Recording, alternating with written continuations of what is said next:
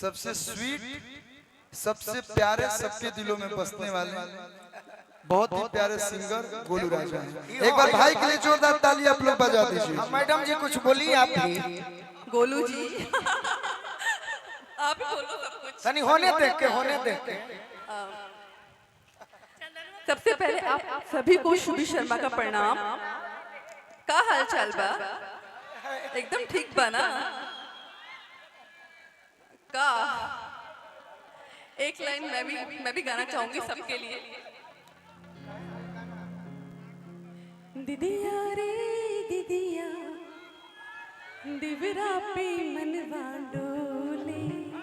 खाई का रे। गोलू जी के लिए मैं एक बात बोलना चाहूंगी। शायद वो भूल गए मगर मुझे याद है कि हमने एक मंच साझा किया था जिसमें मनोज तिवारी जी, मैं और आप थे और पनाश होटल की ओपनिंग थी। तो आप मुझे आप भाव कहाँ दिए कि हम चीन जाएं? याद आई?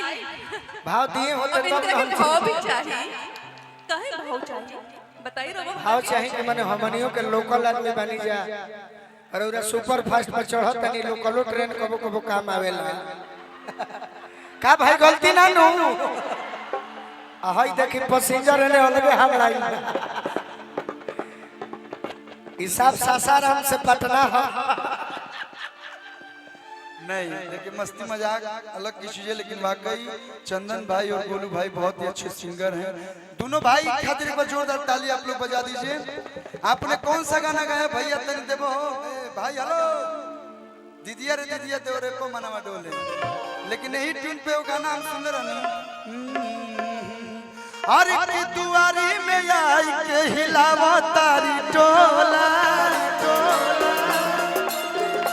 ओहो हितई में आई के हिलावा तारी टोला, हिलावा तारी टोला।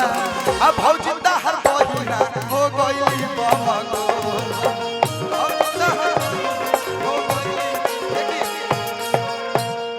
यू आर बम। मेरे गाने का मतलब यही है, कुछ मत सोचिएगा दादा। अरे की बैठल बा स्टेजवा प गोलुआ है भोला,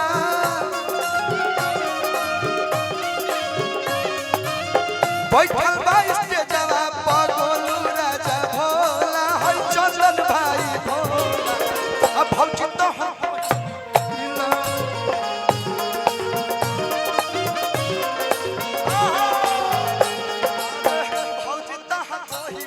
हो गइली बमगो।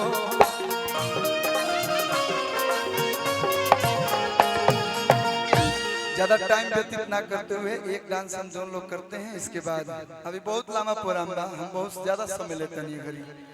नहीं सीरियसली आप भैया बजा दो बिना टाइम गवाइले। साउंड फुल करो। लिलिया बंगलिया से दवैया ही बालम। धन्यवाद। और अब मैं निकलती हूँ कि सुबह की फ्लाइट है। कितने बजे की फ्लाइट है मैडम जी? 6 बजे। को बजे था?